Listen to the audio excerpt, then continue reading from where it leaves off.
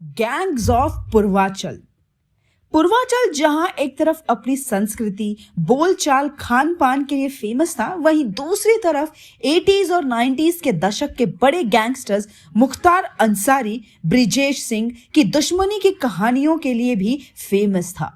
बनारस के धौरहरा गांव के किसान व स्थानीय नेता रविंद्रनाथ सिंह के बेटे ब्रिजेश सिंह ने 12वीं की परीक्षा पास कर अपने पिता के सपनों को पूरा करने के लिए आगे की पढ़ाई के लिए बीएससी में एडमिशन ले लिया।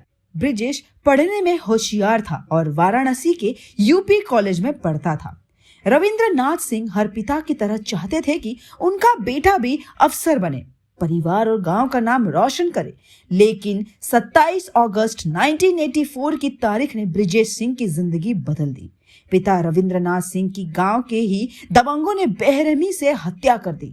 पिता की हत्या से ब्रिजेश सिंह बौखला गया और उसने अपनी जिंदगी का रुख भी बदल दिया। पिता की हत्या से ब्रिजेश सिंह काफी परेशान था। उसने पिता की हत्या का बदला लेने की कसम खाई और एक साल के अंदर ही 27 मई 1985 को पिता के खूनी हरिहर सिंह की हत्या कर दी। ब्रिजेश के पिता की हत्या में गांव के ही सरपंच रघुनाथ का हाथ था, जिसे ब्रिजेश ने भरी कचहरी में AK-47 से भून दिया। पूर्वांचल के इतिहास में पहली बार AK-47 से मर्डर हुआ। ऐसे में पुलिस के हाथ पांव फूल गए। इस गैंग वॉर को रोकने के लिए एक टीम बनाई गई। फिर पुलिस ने एनकाउंटर करने का फैसला लिया। इस एनकाउंटर से लगा कि खूनी खेल बंद हो जाएगा, पर ऐसा नहीं हुआ। सिकरौरा गांव में पूर्व प्रधान के साथ 6 लोगों की हत्या कर दी गई। इस दौरान ब्रिजेश सिंह को गोली लगी और पुलिस ने उसे पकड़ लिया। फिर पुलिस ने ब्रिजेश सिंह को इलाज के लिए अस्पताल में भर्ती कराया, पर वहां से वो फरार हो गया। ब्रिजेश सिंह अब गैंगस्टर बनने की राह पर निकल चुका था और उसके ऊपर हत्या का केस बन चुका था। लेकिन ब्रिजेश सिंह अभी पुलिस के हाथ नहीं लगा था, क्योंकि पिता के बाकी हत्यारों से बदला लेना बाकी था। अप्रैल 1986 को चंदौली के गांव के पूर्व सरपंच समेत 7 लोगों की गोलियों से भूनकर हत्या कर दी गई थी। ये वो लोग थे जो ब्रिजेश सिंह के पिता की हत्या में शामिल थे। यहाँ ब्रिजेश सिंह के पिता की हत्या का बदला तो पूरा हो गया, लेकिन ब्रिजेश सिंह की जिंदगी बदल गई। ब्रिजेश सिंह को गिरफ्तार किया गया तो जेल में उसकी मुलाकात त्रिभुवन सिंह से हुई। त्रिभुवन सिंह ने भी अपने भाई के हत्यारों को मौत के घाट उतार रहे थे और वो जेल में बंद था। ब्रिजेश और त्रिभुवन की कहानी कुछ एक जैसी ही थी। उन दोनों का जीवन एक सा था। ब्रिजेश ने अपने पिता के हत्यारों को मारा था और त्रिभुवन ने अपने भाई के, इसलिए उनके बीच दोस्ती होने में ज्यादा देर नहीं लगी। जेल में रहकर ब्रिजेश सिंह को समझ में आ गया था कि उसे अब ताकत हासिल करनी है और बहुत पैसा कमाना है। 90s के दशक में कोयला माफियों के फलने फूलने का वक्त था। छोटे स्कूल कॉलेजों से पढ़कर निकले युवाओं के पास 2 ही ऑप्शंस थे। पहला, कोई खुद का काम धाम करना, जिनमें गाड़ी चलाना, गराज खोलना, ये मेन था। दूसरा काम था कोयले की दलाली, जिसमें हाथ काले होते ही थे। इन्हीं सब के बीच वो पढ़े लिखे बेरोजगार युवा अपना भविष्य तलाशा करते थे। यहाँ से ब्रिजेश और त्रिभुवन सिंह ने कोयला, स्क्रैप और बालू की ठेकेदारी करने वाले साहेब सिंह का साथ पकड़ा। दोनों साहिब सिंह के लिए काम करने लगे। साहब सिंह को सरकारी ठेके दिलवाने लगे। यहीं पर ब्रिजेश सिंह का टकराव पूर्वांचल के दूसरे माफिया मुख्तार अंसारी से शुरू हुआ।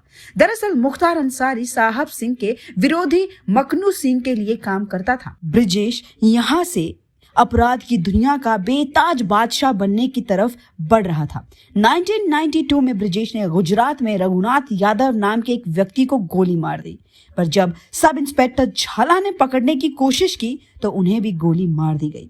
पुलिस का कहना है कि झाला को गोली मारने वाले भी ब्रिजेश ही था। ब्रिजेश को लेकर जो डर का माहौल बना, उसी के बलबूते पर वो पूर्वांचल के जिलों से निकलकर झारखंड तक पहुंच गया।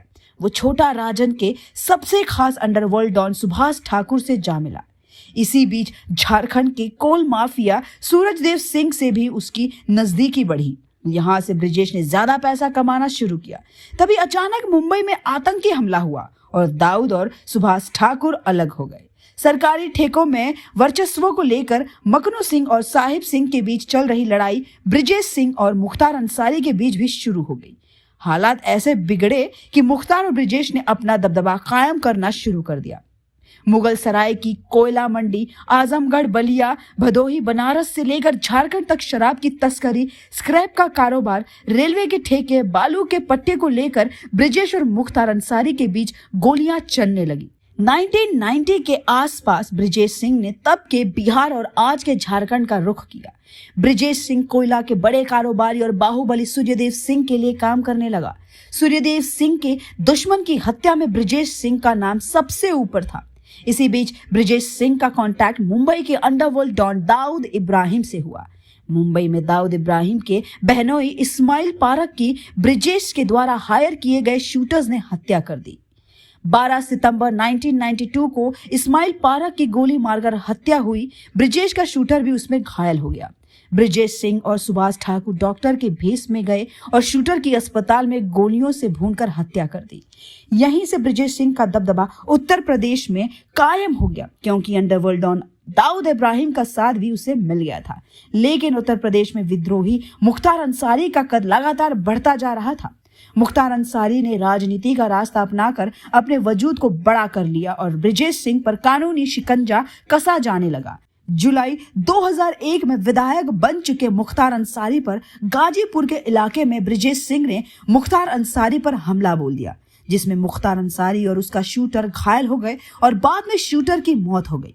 नवंबर 2005 में बीजेपी विधायक कृष्णानंद राय की हत्या ने मुख्तार अंसारी के वजूद को प्रदेश में सबसे बड़ा कर दिया और ब्रिजेश सिंह को अंडरग्राउंड होना पड़ा। और ब्रिजेश सिंह पर उत्तर प्रदेश पुलिस ने 5 लाख का इनाम रखा। साल 2008 में दिल्ली स्पेशल सेल ने ब्रिजेश सिंह को उड़ीसा के भुवनेश्वर से गिरफ्तार कर लिया। यूपी छोड़ने के बाद ब्रिजेश सिंह उड़ीसा के एक कारोबारी के तौर पर वहां रहने लगा। ब्रिजेश सिंह की गिरफ्तारी के बाद उसके परिवार ने भी राजनीतिक वजूद को बढ़ाना शुरू किया। उसके बड़े भाई उदयनाथ सिंह और पत्नी अन्नपूर्णा सिंह ने राजनीति में कदम रखा। खुद ब्रिजेश सिंह भी एक बार बीजेपी से एमएलसी बना और उसकी पत्नी अन्नपूर्णा सिंह 2 बार एमएलसी बनी। वहीं भतीजे सुशील सिंह तीसरी बार चंदौली से विधायक बना। लगभग 13 साल बाद ब्रिजेश सिंह एक बार फिर जेल से बाहर आया। पूर्वांचल को बादशाहत की बीमारी लगी। कमजोर सड़कों में बादशाहत, धार्मिक कामों में बादशाहत, विकास न होने में बादशाहत, माफिया गिरी में बादशाहत, औरतों और माफियों को माननीय बनाने में बादशाहत की इस कड़ी में ब्रिजेश सिंह का भी नाम जुड़ गया। तो ये थी ब्रिजेश सिंह की कहानी।